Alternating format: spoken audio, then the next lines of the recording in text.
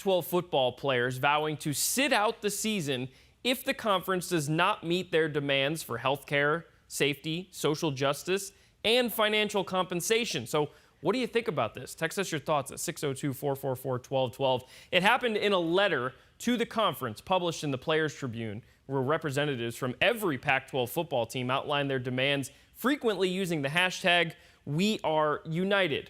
Now, first, they want to set their own safety standards as it pertains to COVID-19, and they want a third party to be enforcing those standards, not the conference. Also, they're demanding free medical coverage of their choosing for a full 6-year period after leaving school, whether it be graduation or leaving early. Then, they want coaches and administrators to voluntarily reduce their own salaries. And that's because they want universities to stop building lavish facilities, and they want all of the sports which have recently been cut to be reinstated, looking at Stanford, for instance. And then they want to form a Black College Athlete Summit and demand 2% of the conference revenue go towards addressing racial and social injustice. And finally, this will be a major sticking point. They want 50% of the conference's athletic revenue to be divvied up among athletes in their respective sports. And they want to demand that all athletic scholarships be extended to 6 years instead of 4.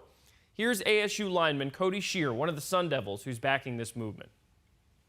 The two things that I personally really look at is the post-career health insurance, because that hits home, and in this racial injustice. I don't think I should talk for the rest of my teammates. I do know that I've only gotten support from my teammates and my coaches. This has nothing to do with taking away from what my university or my coaches are doing. It's more the conference as a whole. So it's a lot of demands right there. Ooh. Sit. Who cares? Blake says.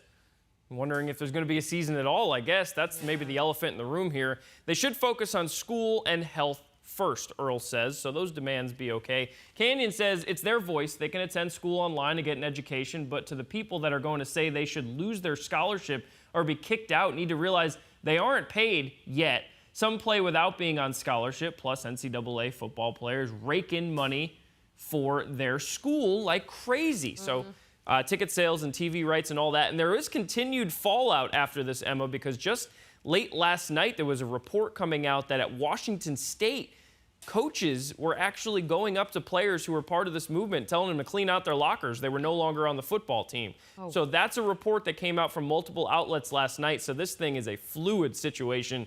We'll have to see how it continues. But please keep weighing in for us right now. 602-444-1212 is the place to do so.